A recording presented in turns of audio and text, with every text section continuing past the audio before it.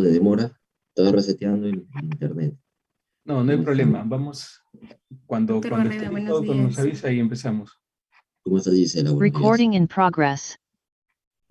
Eh, bueno, doctor, empezamos entonces. Buenos días a los presentes. Gracias por acompañarnos un día más en el curso de óptica y refracción organizado por el Servicio de Oftalmología del Hospital Nacional Arzobispo Loaiza. El día de hoy tenemos el tema ojo esquemático, ejes importantes del ojo, a cargo del doctor Andrés Barreda, que nos acompañó el día de ayer. Doctor Barreda, le damos esta vez nuevamente el agradecimiento a nombre de nuestro servicio de haber aceptado la invitación. Y bueno, ya lo conocemos y le dejo a cargo de la ponencia. Voy a dejar de compartir.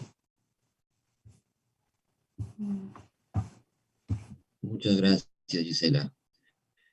Nuevamente encantado de estar con ustedes el día de hoy. Colegas, voy a comenzar a compartir pantalla.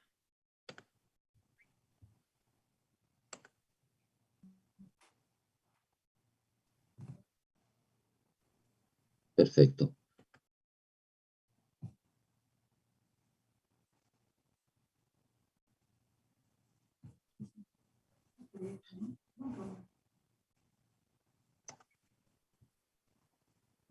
Y ahora sí. Muy bien. Buenos días con todos nuevamente. El día de hoy vamos a hacer una revisión. Ayer ya tocamos algunos puntos del ojo esquemático. Hoy vamos a ahondar con algunos más pues, mayores detalles acerca del ojo esquemático y vamos a hablar de los ejes principales del ojo y su aplicación clínica. Entonces, ya el día de ayer conversamos y hablamos acerca de justamente de Álvaro Punas, ganó el premio Nobel 1911, justamente con este trabajo, ¿no? Él hizo en aquellos años, ¿no? Con modelos matemáticos, utilizando bastantes las matemáticas, pudo explicar justamente, su trabajo, pudo revisando un poco con mayor detalle.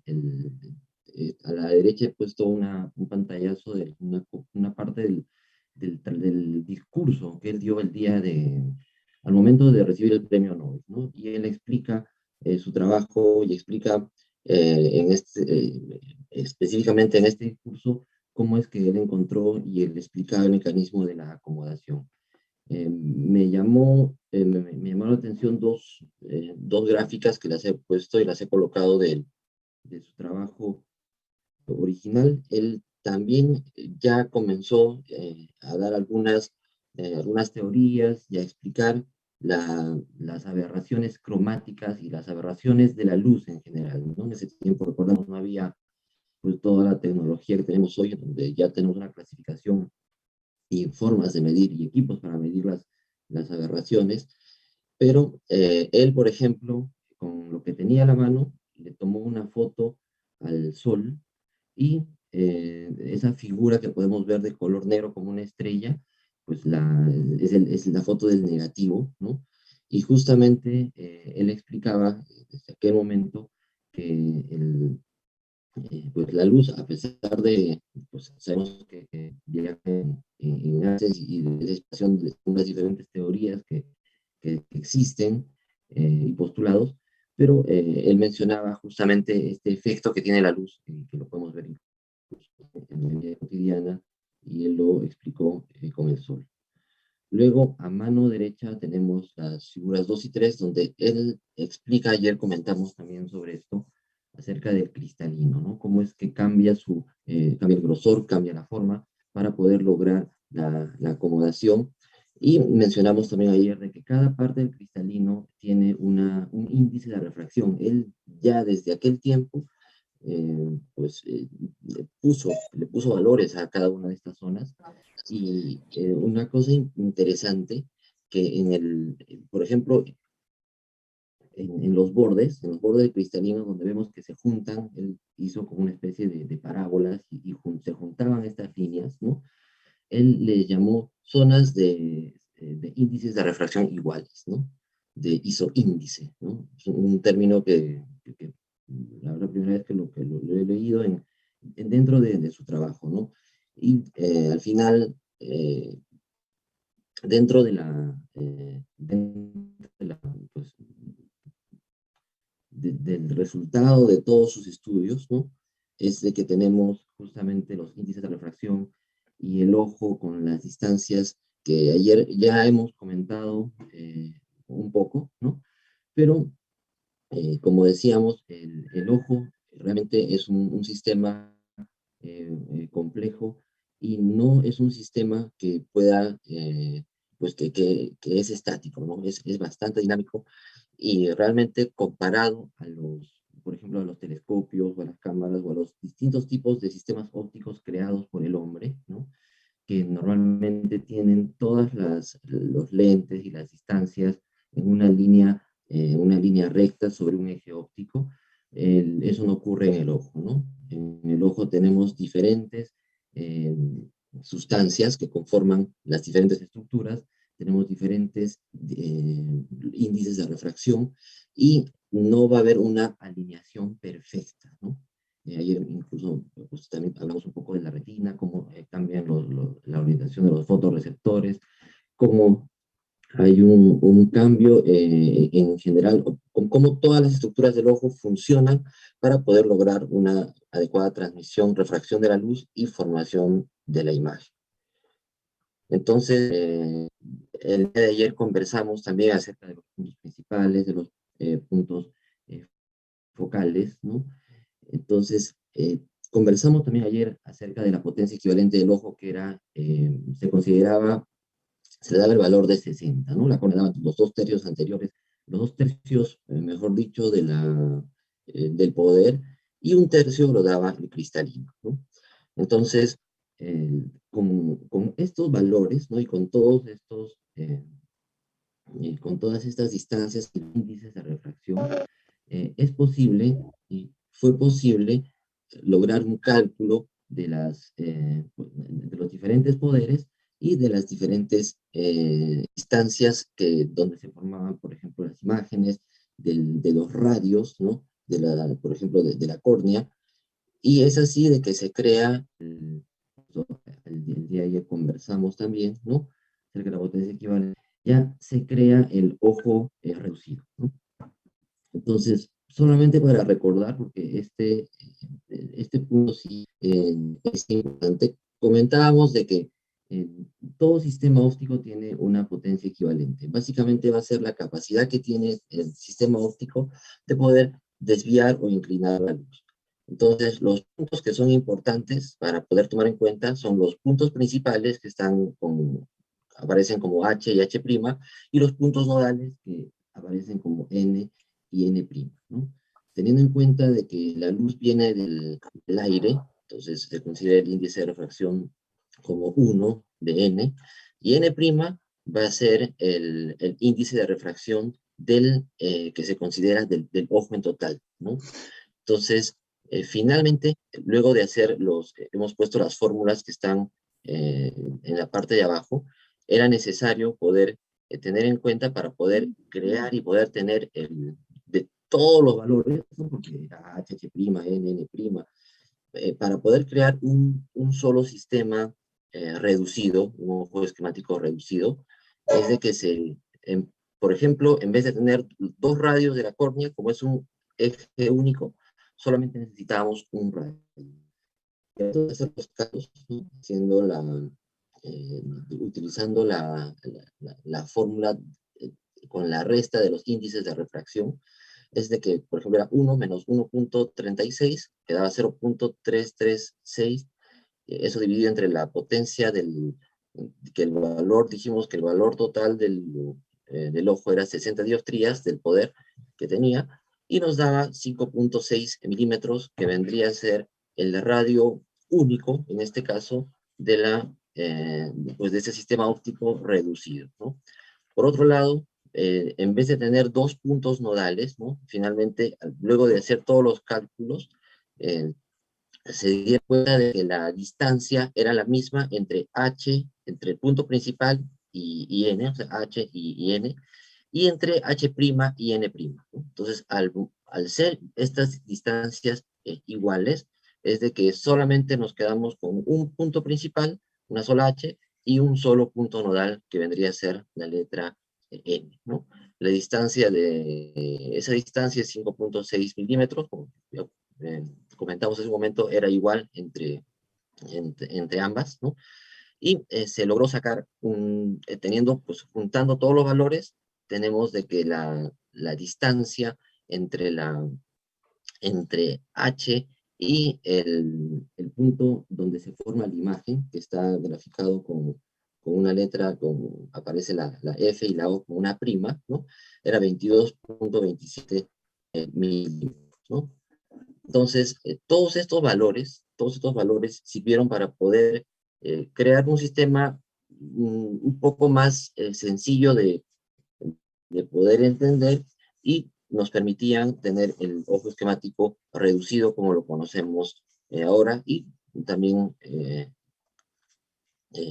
día de ayer mencionábamos, ¿no?, que la retina funcionaba como un ecran, era como una pantalla, ¿no?, que al momento de poder proyectarse las imágenes, la imagen iba a llegar a la retina de una manera invertida, y que dentro del proceso de transmisión íbamos a interpretarla de una forma que las imágenes iban a estar, que no las debemos ver invertidas, sino al revés, ¿no? Entonces, si comparamos, pues, nuevamente el ojo esquemático con el ojo reducido, vemos que las distancias se conservan, pero básicamente, en vez de tener dos puntos nodales o dos puntos principales, tenemos una diferencia de que el nuevo sistema es mucho más simple. Las posiciones se mantienen, y finalmente, por ejemplo, en vez de tener H y H', se tiene un solo punto que queda en una posición intermedia.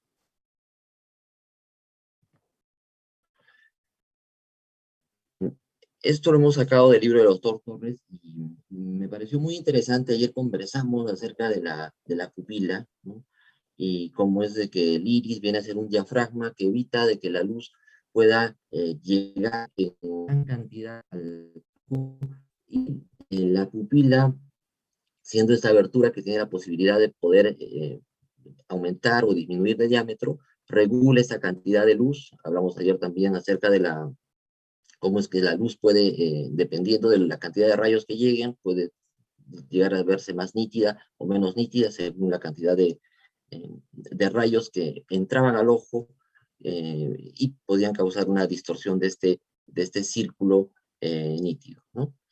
Entonces, por ejemplo, en morado aquí aparece la pupila real, ¿no? Entonces, cuando nosotros vemos un paciente de frente, ¿no?, y lo vemos en la lámpara de hendidura, ¿no?, entonces la imagen que estamos viendo de la pupila vendría a ser la pupila de entrada, ¿no? O sea, es la imagen que se proyecta de la pupila real, que vendría a estar un poco hacia adelante, ¿no? Un poco hacia adelante.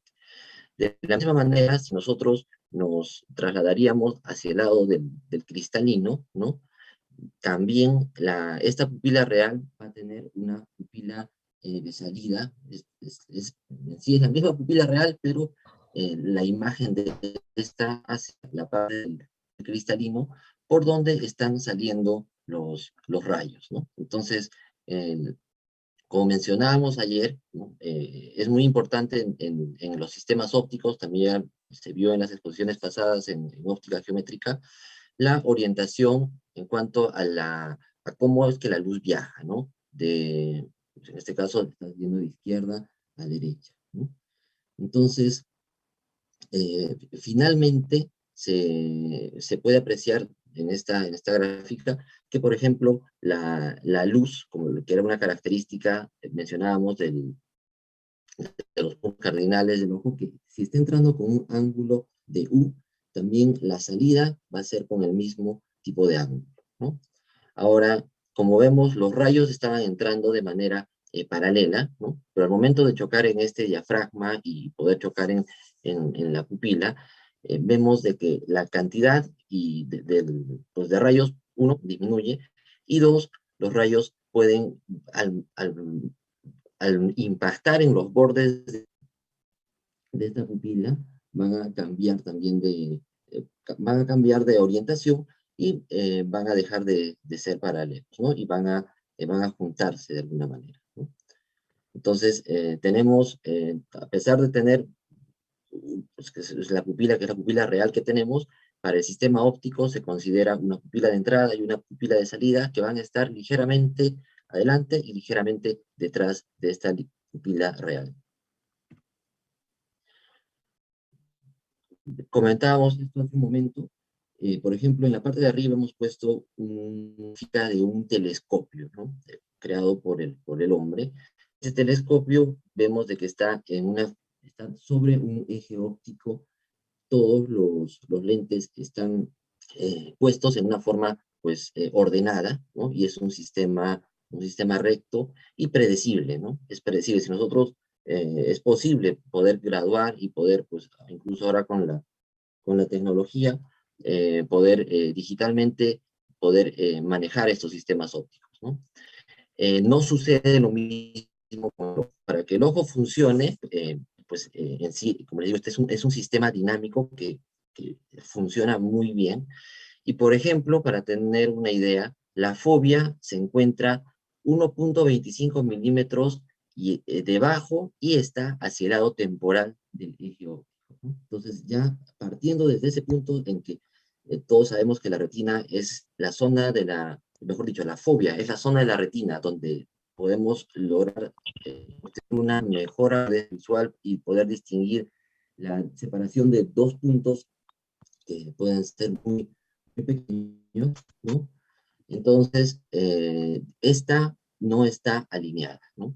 Por otro lado, el eje visual, ¿no? El eje visual que al final lo estamos representando por la línea verde, ¿no? Va a pasar por los puntos nodales, ¿no? Recordemos que los puntos nodales, como habíamos visto hace un momento, se encontraban o estaban localizados en la parte posterior del cristalino, ¿no? Si estamos en el ojo esquemático en el de Gullstrand, ¿no? Ahora, eh, el eje pupilar, ¿no? Va a formar 90 grados, es una línea que va a pasar por el medio de la córnea, por el medio de la pupila, y va a formar 90 grados con la córnea, ¿no? Entonces, esta línea perpendicular nos ayuda a formar un eje que posteriormente vamos a hablar en un momento acerca de los ángulos y cuál es la aplicación clínica de los ángulos. Perdóname un ratito, por favor, un ratito.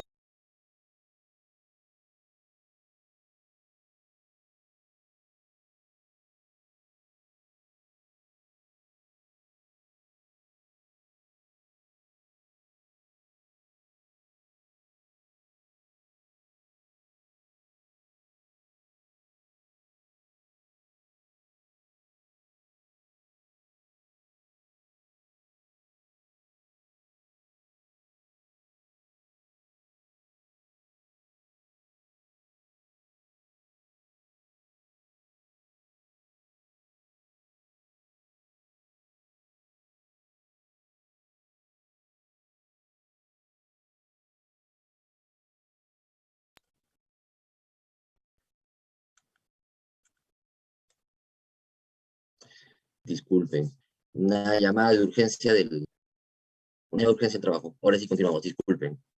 Entonces, comentábamos, estos ejes van a tener nos van a ayudar a poder formar diferentes tipos de ángulos, ¿no? Entonces, y vamos a ver ahora cuáles son los ángulos más importantes, ¿no?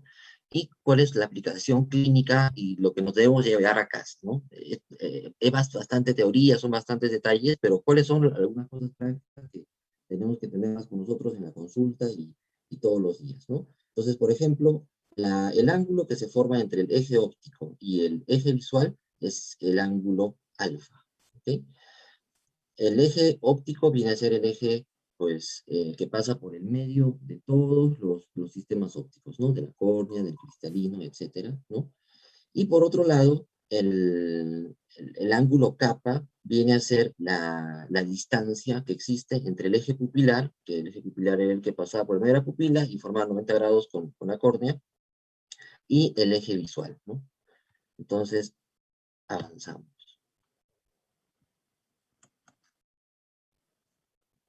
Ok, entonces el ángulo alfa. Nuevamente estamos con el eje óptico y tenemos el eje visual, ¿no?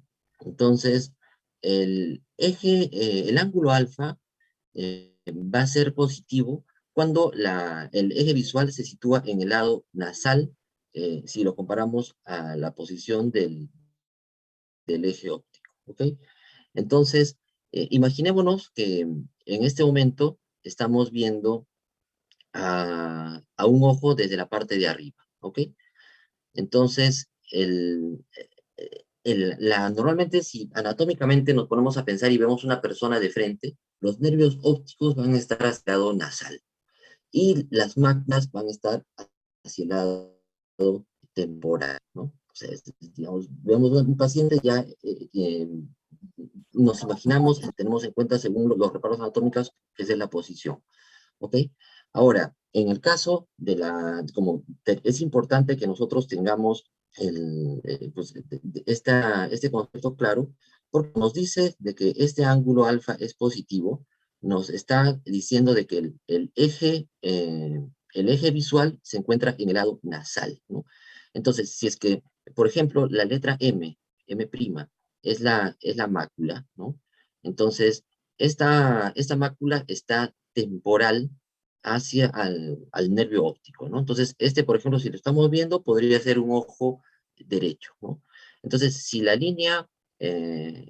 mácula está en el lado temporal, al proyectarla a través de los puntos nodales y salir del ojo, ¿no? Va a estar va a proyectarse esa línea hacia el lado nasal, ¿no? Entonces, básicamente un ángulo alfa es positivo, que viene a ser en la normalidad, por así decirlo, ¿no? En la mayoría de los casos, cuando la mácula, como les decía, está en el lado temporal, por lo tanto, este eje visual va a estar proyectado hacia el lado nasal, ¿no? Ahora, al revés, ¿no? En el caso, vamos a ver en un momento en qué casos la mácula cambia de posición, puede ser en hipermetropía muy alta, o en la miopía muy alta, o en pacientes que han tenido retinopatía del prematuro, donde ha habido un cambio de la posición de la mácula, por ejemplo, ¿no? Entonces, estos cambios de la posición de la mácula van a alterar, digamos, ya no va a estar temporal, sino puede ser de que esté en una posición nasal o que esté en el centro, ¿no? Que coincida con el eje óptico. Si fuera el caso, el ángulo alfa sería 0, ¿no? Pero anatómicamente hablando y un paciente en condiciones, por así decirlo, normales, ¿no? La mácula, este ángulo alfa va a ser positivo. Ahora pasamos al siguiente. Es uno de los ángulos, yo diría, más importante, ¿no? Más importante. Este ángulo va a estar formado, si somos muy estrictos, y el libro lo menciona, ¿no? Muy estrictos, va a estar formado entre el eje pupilar y el eje nodal, ¿no? Entonces, la línea que pasa y que es proyectada a través del punto nodal, se le llama eje nodal. La distancia que existe entre el eje pupilar y el eje nodal viene a ser justamente el ángulo kappa. Pero al momento de proyectarse estas líneas, ¿no? hacia el infinito y hacia adelante, se juntan, ¿no? Y hay una convergencia, una conjunción del eje visual con el eje nodal, ¿no? Es por eso de que hoy en términos prácticos, para efectos incluso vamos a ver de que muchos de los aparatos que utilizamos hoy en día, por ejemplo, para la biometría o los topógrafos, consideran el ángulo kappa, ¿no? Que el ángulo kappa va a ser igual a este ángulo lambda, que decíamos que era la unión, o era el ángulo que se formaba entre el eje visual y el eje pupilar, ¿no? Entonces, en la mayoría de revisiones también ustedes van a encontrar de que van a definir el ángulo capa justamente como el ángulo entre el eje pupilar y el eje visual, ¿no? Justamente porque prácticamente vendría a ser lo mismo, ¿no? Ahora, ¿cuál es el valor de este ángulo capa? En ojos hemétropes va a ser de 3.5 a 6 grados, en hipermétropes va a aumentar, ¿no? Va a ser de 6 a 9 o más, ¿no? Y en miopes vamos a ver de que puede ser 0, puede ser pues, un valor bajo que es 2, o muchas veces puede ser también negativo, ¿no? Entonces, en este esquema, voy a poner una lupita.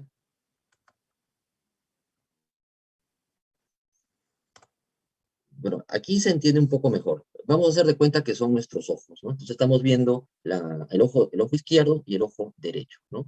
Como decíamos, los nervios ópticos, aquí se puede apreciar mejor esto, estamos viendo estos ojos desde arriba, ¿no? Y los nervios ópticos están hacia el lado nasal. Las máculas están hacia el lado temporal, ¿no? Entonces, tenemos hecho las líneas de color anaranjado un poco más exageradas para que podamos entenderlo mejor, ¿no? Entonces, tenemos primero el que está en un color morado, no sé si se nota muy bien, el eje anatómico que está pasando por el medio del sistema, de este sistema óptico, ¿no? Y la mácula, al estar temporal, va a estar hacia el lado, en este caso, si es el ojo izquierdo, hacia el lado temporal izquierdo, ¿no? Y en el lado derecho, hacia mi lado temporal, que sería más hacia la derecha, ¿no? Como digo, estamos exagerando un poco la posición de la mácula con la línea, ¿no? Entonces, si es que tiene esta posición, es un ángulo normal, estamos hablando de un ángulo positivo, ¿no? Que va a tener los valores que mencionábamos hace rato, ¿no? De 3.5 a 6, ¿no? En el caso de los ojos hipermétropes, al momento de disminuir la longitud axial de estos ojos, se ha visto de que mientras más pequeño es un ojo, la mácula tiende a estar más hacia el lado temporal. Por lo tanto, si esta distancia aumentara, la distancia entre el eje óptico y el eje visual, mejor dicho, y la línea, el eje anatómico aumenta, entonces nuestro ángulo capa va a ser más positivo, ¿no? Entonces vamos a ver en un rato de qué nos sirve todo esto, ¿no? Y lo mismo sucedería en los ojos miopes, ¿no? En un ojo miope se elonga, es un ojo largo, un ojo grande, ¿no? Aumenta la longitud axial y muchas veces esta mácula, en vez de estar en el lado temporal, termina en el centro o en el lado nasal. Y vamos a ver a continuación un esquema, mejor no nos saltamos todavía, ya. Vamos a ver un momento los esquemas de los ojos hipermétropes y de los ojos miopes, ¿no? Nuevamente, tenemos a mano izquierda arriba, tenemos nuevamente un esquema de un ojo con el eje, en este caso el eje pupilar, ¿no?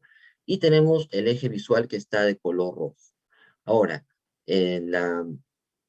este sería un ojo derecho o un ojo izquierdo. Si la mácula está hacia el lado temporal, estamos frente a un ojo derecho, ¿no? Entonces se marca la fobia con un color rojito que lo están diagramando de esa manera, ¿no? Entonces, si es que, por ejemplo, yo al paciente le muestro un punto de luz, un punto incandescente de luz, ¿no?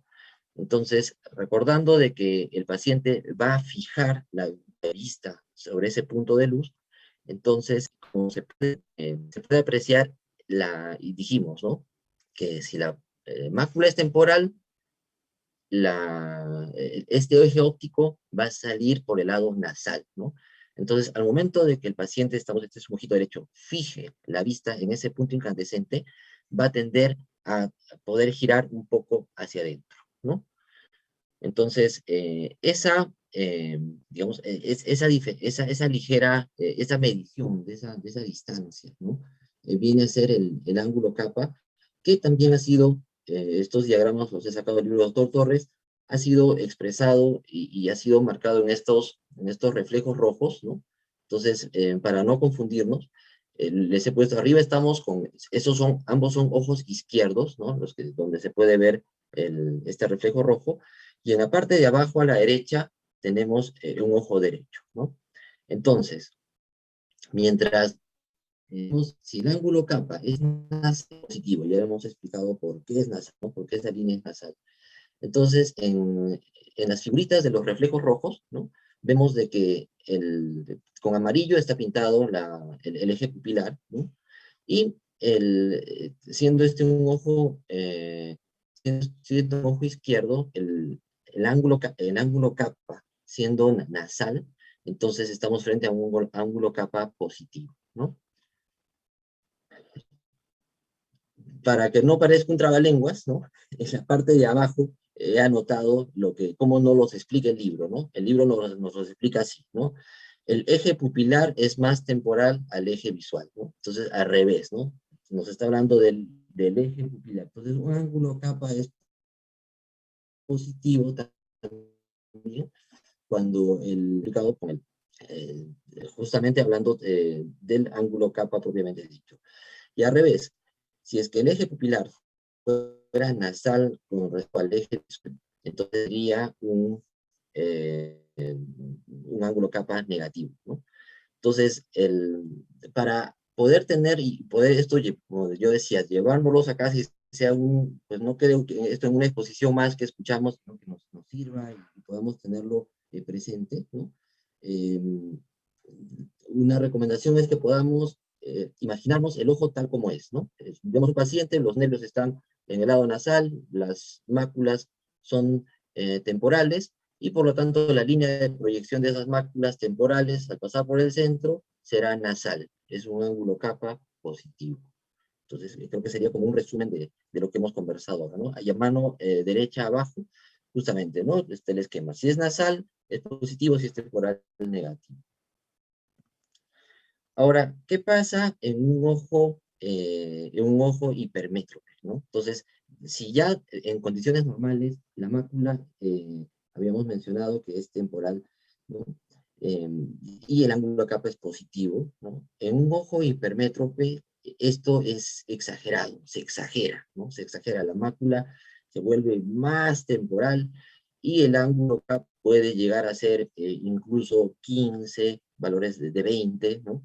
Entonces, eh, hay, hay pacientes, ¿no? Que muchas veces han acudido a una consulta o han sido derivados, o nos han llegado a nosotros mismos, ¿no? Para poder descartar pues una alteración de la alineación de los ojos, un estrabismo, ¿no? Entonces, lo que sucede al momento de que vamos a ver, fijarnos, ahora vamos a poner lupita nuevamente, ¿no?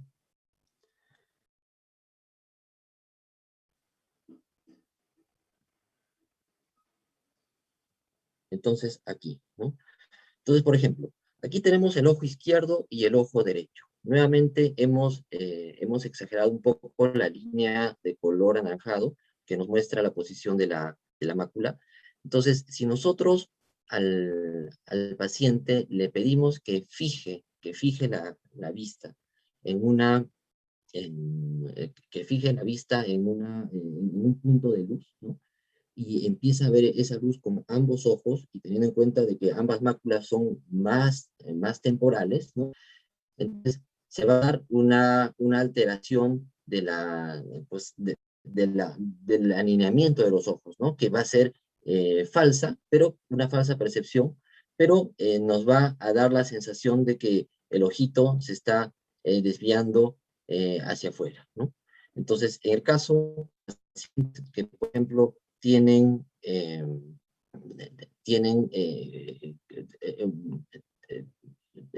este caso, hipermetropía, ¿no? Entonces se mostrará una exotropia, ¿no?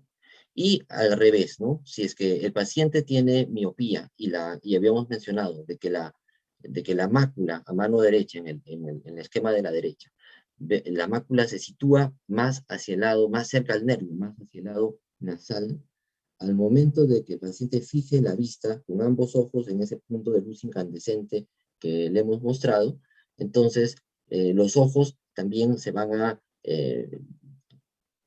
al momento de poder alinear, tratar de ver con ambos ojos, el paciente con miopía va a presentar una pseudoesotropia. En la mano derecha, bueno, la mano derecha hacia abajo, estamos mostrando cómo es de que, por ejemplo, en un paciente con miopía, se ve pues justamente una alteración, ¿no? Una alteración al momento de elongarse el ojo, hay una alteración de la posición de la mácula, lo que causa lo que estamos comentando en este momento. Ahora, como modo resumen, ¿no? Entonces, hemos dicho de que pues tenemos el ángulo kappa positivo y el ángulo kappa negativo, ¿no? En el caso del ángulo kappa negativo, este va a estar presente en la miopía alta, ¿no? Y va a causar una pseudo esotropia, ¿no? Y en qué otros casos podemos ver la pseudoesotropia, ¿no? Y que también lo he traído para poder hacer un recordaris de esto que también es importante. Por ejemplo, tenemos en la figurita que está en el centro, tenemos de que la distancia intercantal entre ambos cantos normalmente es 30 milímetros, ¿no? Cuando esta distancia del intercantal aumenta, es mayor, ¿no? Hablamos de telecanto, y que también una condición importante es de que al momento de poder evaluar la distancia interpupilar con los reflejos en ambas pupilas, son normales, o sea, no hay una desviación real del ojo, pero el hecho de que este telecanto, pues, esta distancia intercantal sea exagerada, sea mayor, nos da la sensación de que ambos ojos están orientados hacia adentro, ¿no? Entonces, por eso hablamos de una pseudoesotropia. Ahora, otras alteraciones que también son importantes de mencionar, por ejemplo, el pliegue picanto, que viene a ser un pliegue de piel mayor que va a cubrir también el borde del canto interno, ¿no? Y que va a ser va a ser piel un poco más prominente, ¿no? Y que va a mostrarnos y va a hacernos pensar de que también ambos ojos están desviados hacia adentro. Ahora, en pacientes que tienen una distancia interpupilar corta, también puede darnos esa sensación, ¿no? Una sensación que estamos frente a una desviación, a una esotropia, pero al momento de hacer las evaluaciones, pues nos damos cuenta de que no, que es una pseudoesotropia. El ángulo kappa positivo, ¿no? Entonces, aquí se ve una exotropia, se encuentra más en pacientes hipermétropes y también en pacientes, por ejemplo, con hipertelorismo, o en pacientes con, ya hablamos hace un rato de la retinopatía del prematuro, que también puede causar una figurita aquí, puede causar ese cambio de la posición de la mácula que condiciona una pseudoexotropia. Como modo de mnemotecnia para acordarnos, ¿no? Entonces, nosotros corregimos la miopía con lentes negativos, ¿no? Entonces, en el ángulo kappa negativo, justamente el mismo signo, va a aparecer en miopía alta, ¿no? Y va a causar una esotropia. En el caso del ángulo kappa positivo, lo mismo, corregimos hipermetropía con lentes positivos. Entonces, justamente en el ángulo kappa, que es positivo, que inciden signos, ¿no? Y aquí vamos a tener una exotropia, ¿no?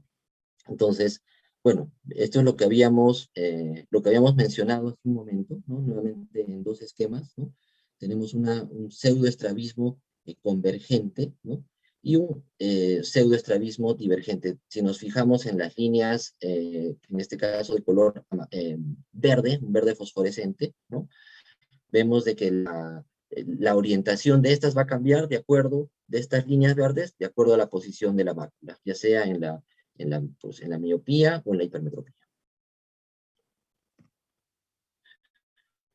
Y ya para terminar, pues como decía, revisando bueno, hemos entendido los ángulos, si es positivo o negativo, pero en la práctica diaria, ¿no? Por ejemplo, encontré este artículo de enero de este año, donde ellos están postulando que se pueda incluir en todos los software del IOL Master 700 un valor que vendría a ser el ángulo kappa, pero ellos, bueno, ya también en algunos otros equipos había aparecido la famosa cuerda mu, o la cuerda Chang en Wering, que le han dado pues, ya un nombre propio de las personas de los colegas que lo están incluyendo, ¿no?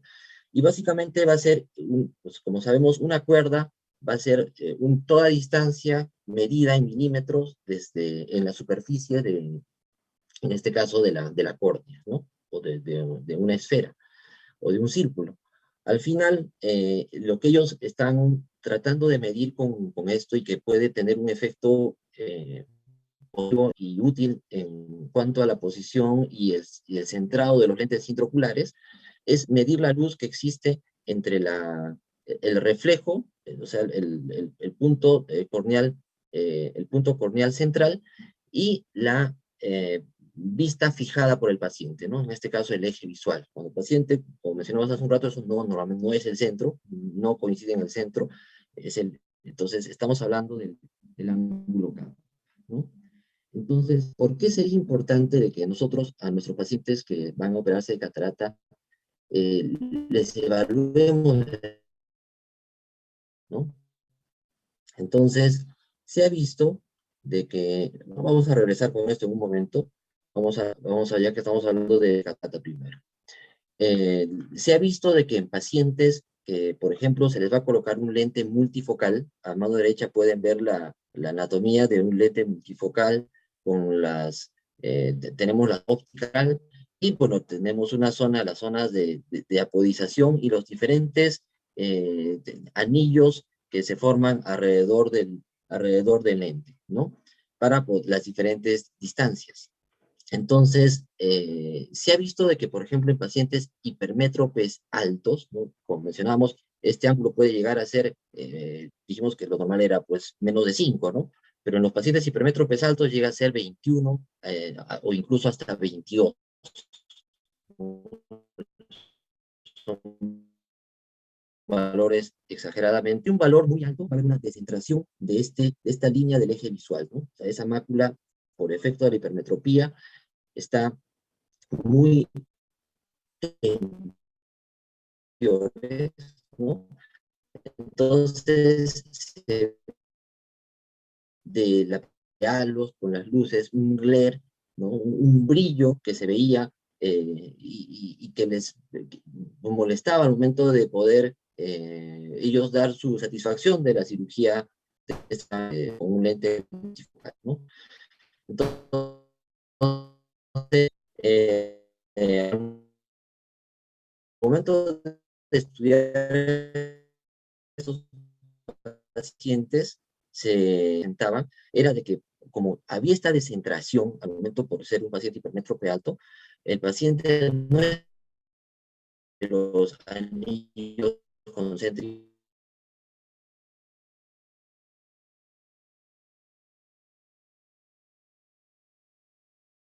¿no? Entonces, como la molestia de los pacientes es marcada, ¿no?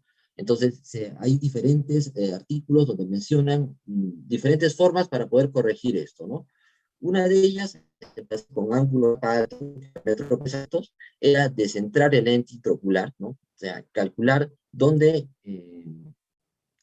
es el eje visual exacto, ¿no? Calcularlo, y al momento de la cirugía, descentrar el lente, colocar el eje óptico del lente en el eje visual y pegar la áptica en una de las ápticas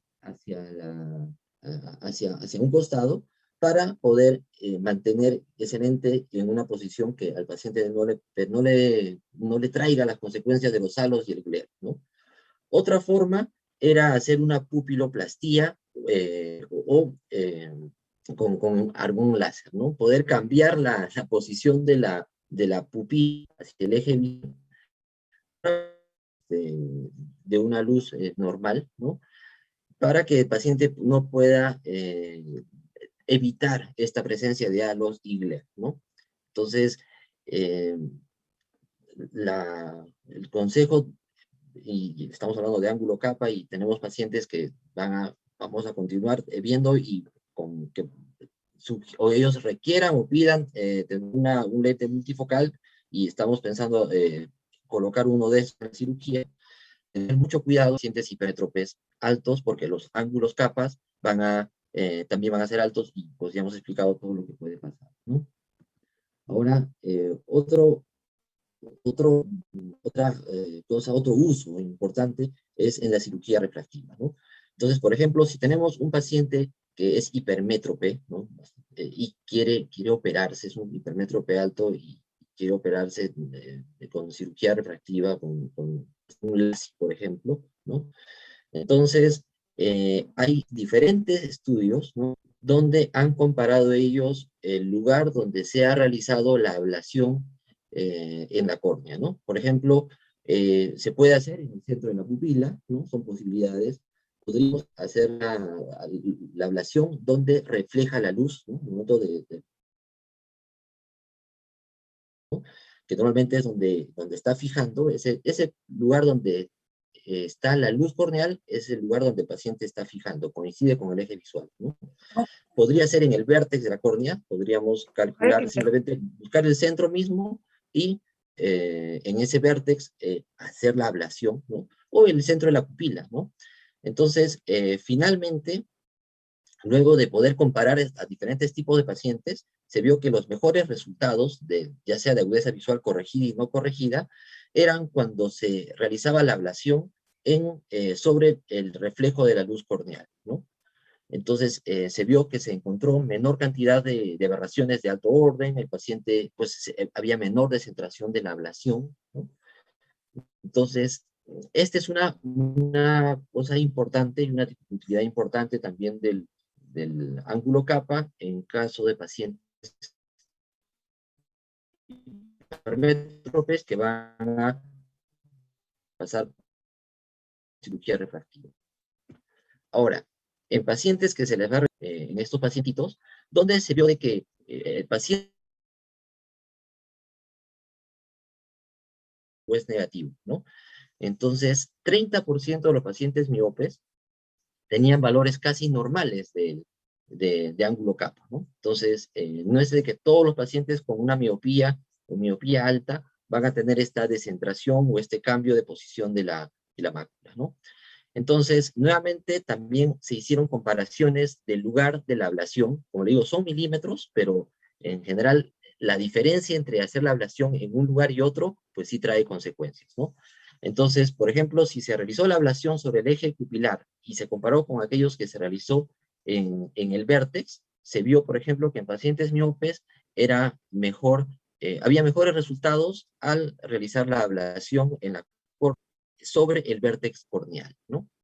Entonces, como decíamos, de todos los, ya para cerrar la charla del día de hoy, es muy importante, pues, de los ejes y de los ángulos que hemos conversado hoy, este ángulo capa es uno de los más importantes, ¿no?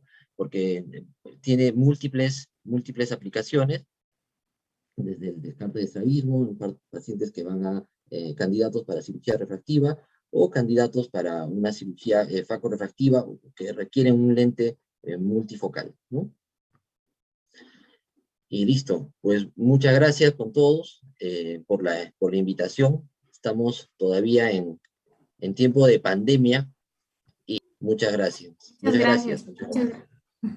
Gracias, doctor Barreda. Excelente su presentación, muy completa y muy bonita las revisiones. De momento todavía no tenemos preguntas en el chat. Sí, si me permite, Gisela, gracias, Andrés. Igualmente, opino igual, ha sido una clase magnífica, con conceptos interesantes que tampoco había conocido antes, vamos a tener que revisarlos, pero que se ve su aplicación directa, ¿no?, en lo que ahora se hace. Estamos comenzando a saber cuáles eran las causas de esas molestias que sentían muchos pacientes cuando se ponían lentes multifocales. Ya ha salido a la luz, pues, yo no sé si llamarla teoría, yo creo que ya debe estar comprobado. Ahora lo que viene es, bueno, cómo hacer para que las máquinas puedan corregir esto antes de la cirugía, ¿no? Porque aquí la idea sería usar la información que te da el examen para aplicarlo a la cirugía misma.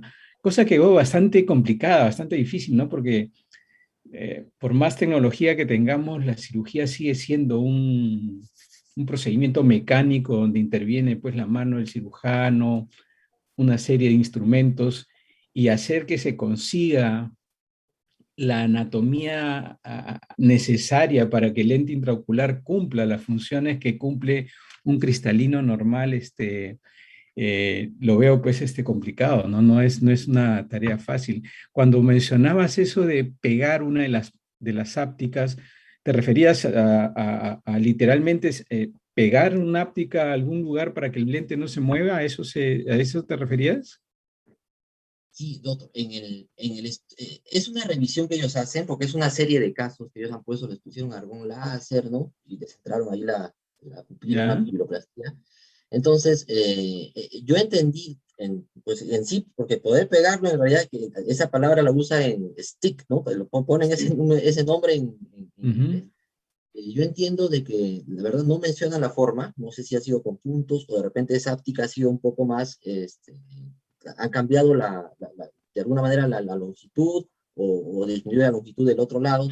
La verdad, doctor, no explica cómo, pero sí mencionaba que antes de la misma cirugía la descentraban, ¿no? La descentraban. Ahí sí tendríamos que, exactamente la forma, sí, buscarla, pero ahí está de dónde hemos sacado el dato, pero sí, o sea, ha causado mucho, como usted dice, doctor, mucha molestia, ¿no? Los pacientes, es un albur, ¿no? Realmente un paciente que Claro. desea un lente multifocal se hace una serie de exámenes y aún así, después de la cirugía, pues es cruzar los dedos y esperar que el paciente se sienta conforme con su visión de lejos y de cerca y que no haya demasiadas molestias, ¿no? Que no haya demasiadas molestias. Claro. Es verdad, doctor.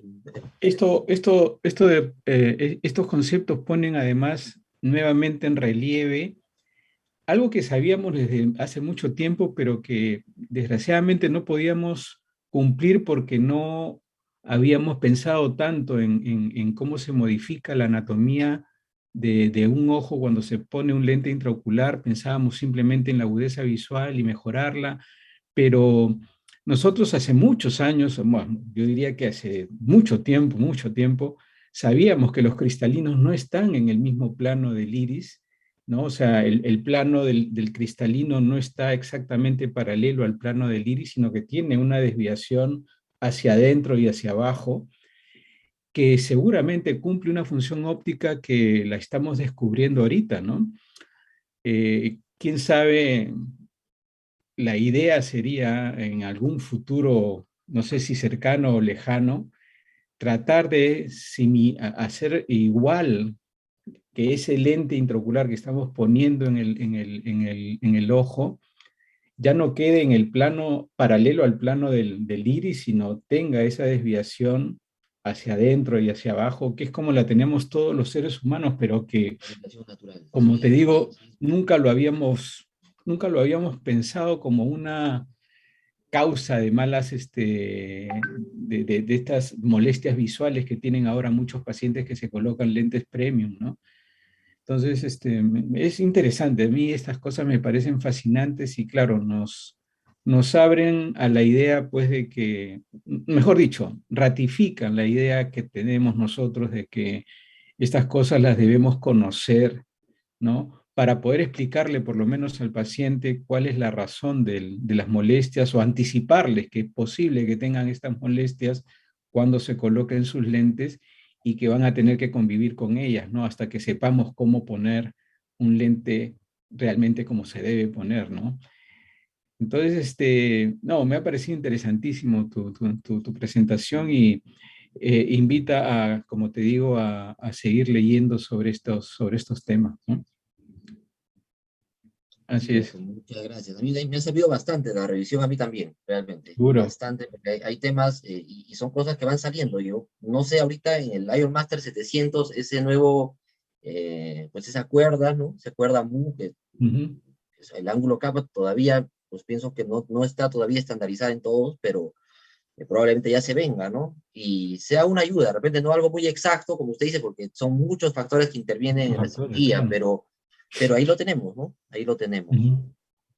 La tecnología va a ayudar mucho porque, no sé, de repente algún tipo de análisis, como se hacen en las tomografías axiales computarizadas para neurocirugía estereotácticos, ¿no?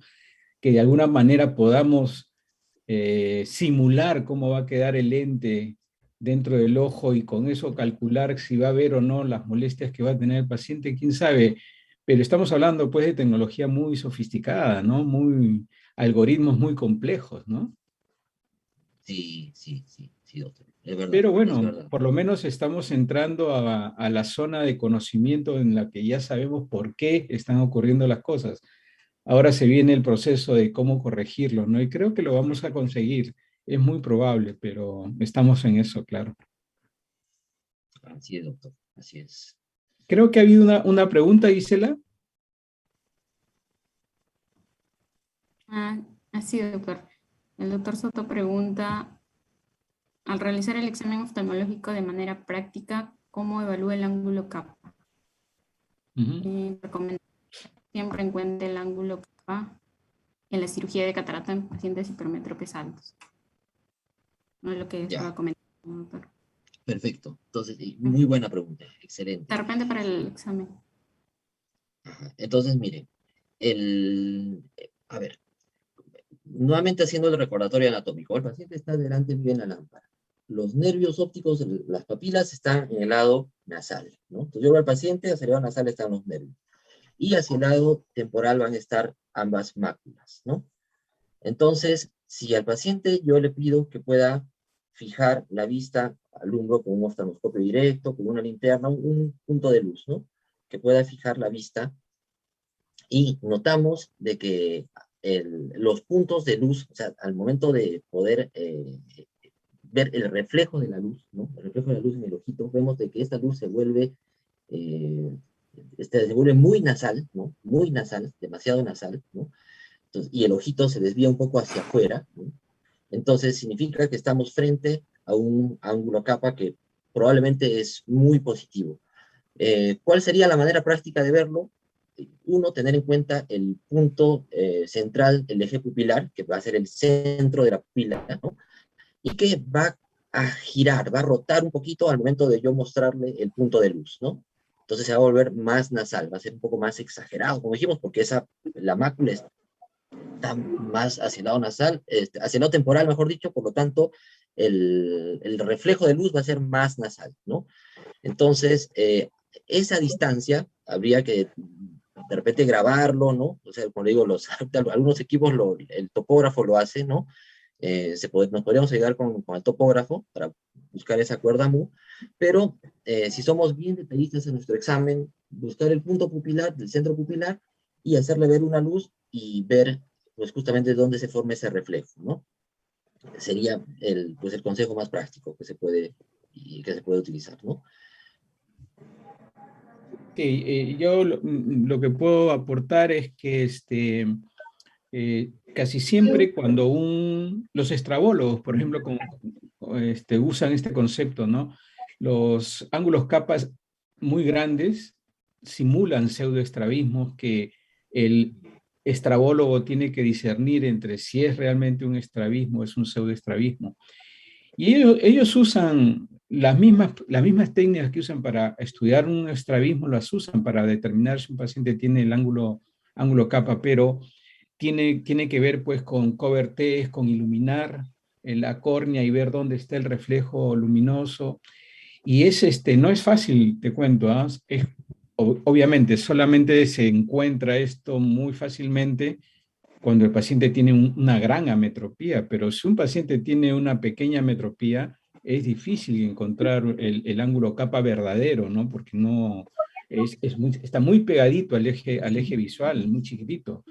Entonces, yo diría que de manera práctica, para la pregunta del Lido, vamos a encontrar ángulos capas importantes cuando el paciente tenga una ametropía elevada y simule un estrabismo, ¿no? que haya que estudiar con estudio de motilidad ocular y veamos pues que no hay ningún defecto y solamente es la apariencia que da este ángulo capa grande que tiene. Pero así medirlo, calcularlo y determinar su valor es una tarea difícil, yo creo. Con un examen clínico es difícil. Tal vez usando aparatos especiales como un topógrafo sería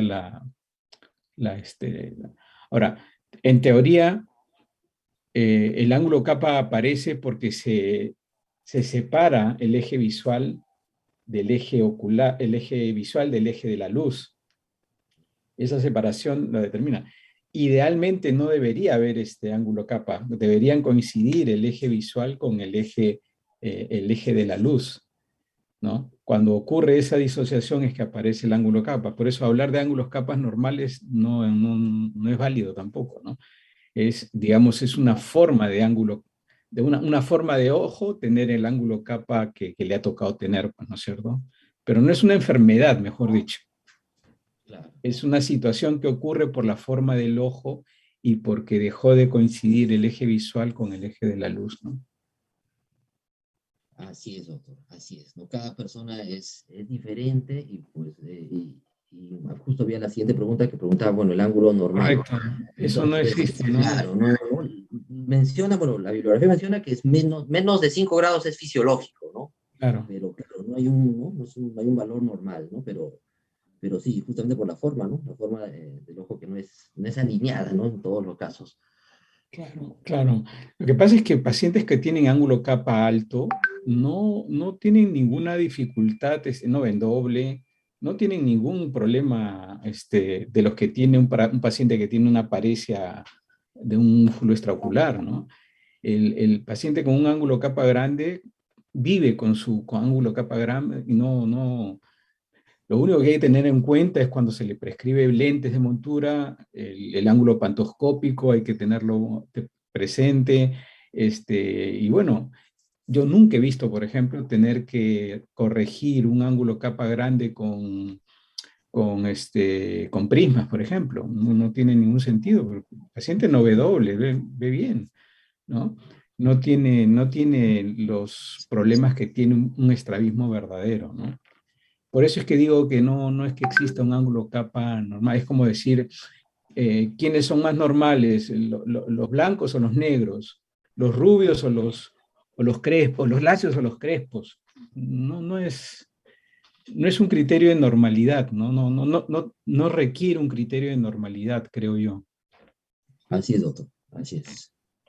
Pero interesante que haya que tenerse presente en el futuro para poner lentes intraoculares. Eso sí es una cosa importante.